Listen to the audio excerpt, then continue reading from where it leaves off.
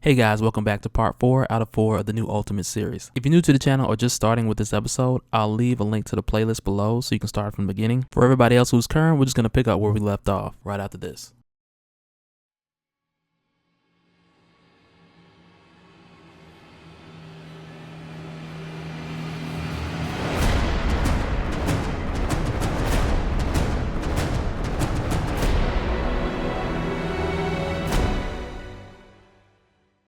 Alright, so I'm gonna start this one here immediately after we saw Thor declare that he's gonna get Loki back for this. First thing he does is look for Valkyrie. And when he sees her there, mind you, it's twice he's asked Cap to step away from Valkyrie. For the time that he's been gone, which have been weeks and months on Earth, for Thor in Valhalla, those may have felt like centuries. So to say the least, he gets a little impatient here. And he swings at Cap, who barely has enough time to block. And Cap uses the closest thing he can find, which is Valkyrie's sword, to deflect Thor's attack. So instead of getting chopped in half, Cap gets knocked over a few buildings. And in my opinion, he had it coming because he's been a jerk lately. And Loki's just enjoying the show as Tony swoops in to catch Cap before he flies through too many buildings. And when Thor finally gets to Valkyrie, he's heartbroken. After what has felt like ages, he finally sees her and she's gone. And just the thought of it brings back all the anger and all the rage. And he's like, Loki, I know you had your part in this and I'm coming for you. And this is all part of Loki's plan. To toy with Thor at Thor's expense and at the expense of those he cares about. And the lives of those he cares about at that. So now in Thor's search for Loki, he is cutting and tearing through everything. And like always, Loki is just enjoying the show. Because he knows how to find that vantage point that is right out of reach but close enough to see all the action. And right here we see Amora wake up. So to answer a lot of your questions from before, why didn't she trade places with Thor when she was shot, is because she didn't die.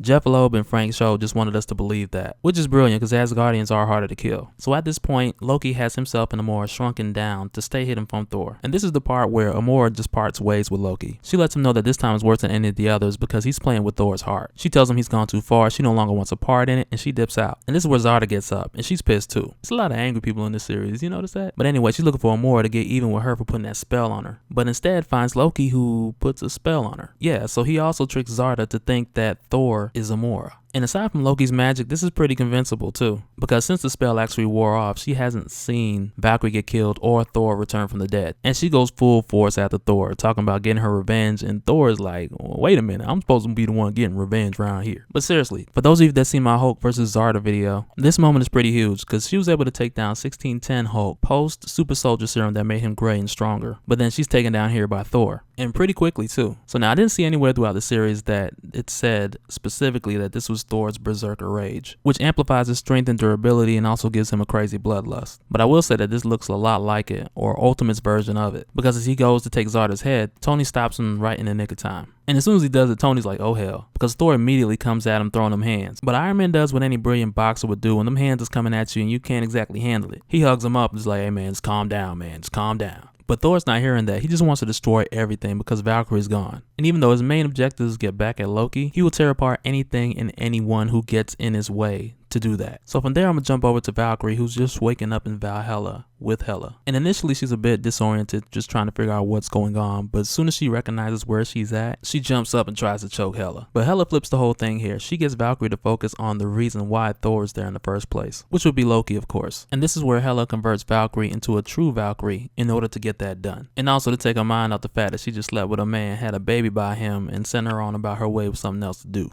I'm just saying, she forgot about all of that real quick. But I will say this though, with Hela turning Barbara into a true Valkyrie, it does give her the ability to cross over from Valhalla to Midgard. And just to give you a little scope on Hela, in the 1610s, she had been goddess of the dead for a long time. Like even Thor as a child remembers seeing her recruit dead warriors from the battlefield. And no matter where you go as far as Thor's timeline in the 1610, Hela's gonna look exactly the same. But prior to Odin trapping her in Valhalla, there was a point in time where she can enter and leave freely. But back on Earth, we got Loki, who's revealed himself to Thor. And after doing so, he immediately succumbs to a butt whipping, which is to be expected. But Loki's reasoning for confronting Thor wasn't to go toe-to-toe with him or to fight with him, but it was simply just to be seen being taken down by Thor. And immediately after Thor takes him out, Loki surrenders himself to the Ultimates, solely for the purpose of delivering the punchline to his whole scheme, which was essentially making Thor the worst enemy that they would have to face. And that's why he did all of this. He didn't care who died in the process. He didn't care how much he hurt his own brother. He just wanted everyone to see Thor the way that he sees him,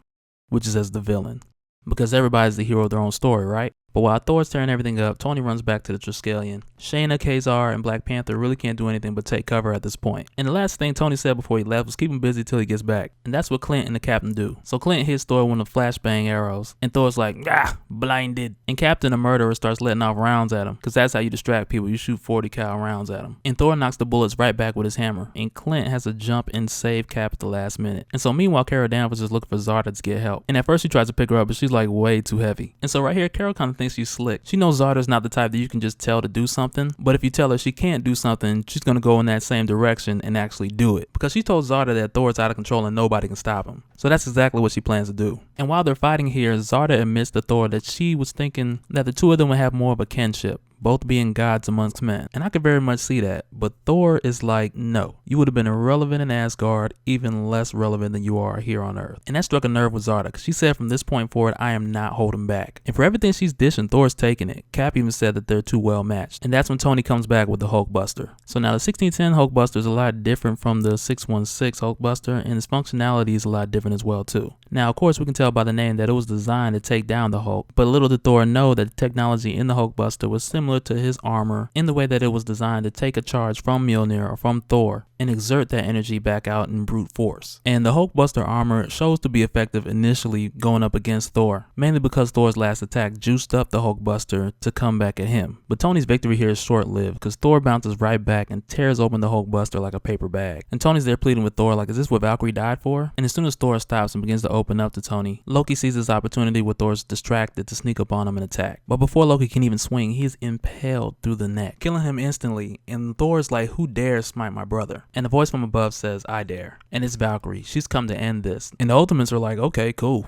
And Thor's just glad to see Valkyrie. He goes to give her a kiss, but he notices that her lips are extremely cold. And here Valkyrie explains to Thor that she serves Hela now, and how working as a Valkyrie, picking up dead people is like a full-time job and they won't be able to see each other no more. But she leaves Thor with one last request. She tells him if their love meant anything, that he should find it in his heart to forgive mankind, because after all, she was once one of them. And so shortly after this, everybody went their own way. Kazar and Shayna went together, Black Panther returned back to Wakanda, and Zarda returned home with Arcana back to Hyperion, because she was just mainly here in the 1610 universe because of the Ultimatum event, and she stuck around a little bit longer to make sure things settled out, and also explore a thing or two about this universe. Yeah, that was a Hulk reference.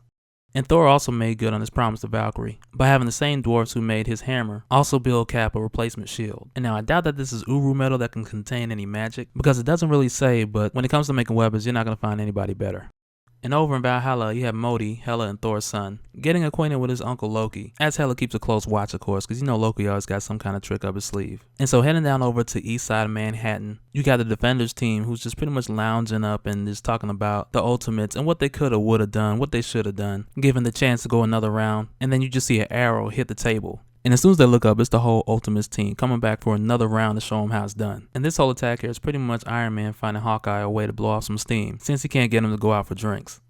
Alright, but that'll do it for this one, guys. If you're new to the page, be sure to subscribe and leave your comments below. Let me know what you think about the matchup between Thor and Zarda. Like, if Iron Man had not cut in, who do you think would have took that? Don't forget to hit that like button below and also check out the new gaming page. I put the links up so everything's easy to get to. Look forward to talking to you guys in the comments. We'll do it again next time. Alright, later.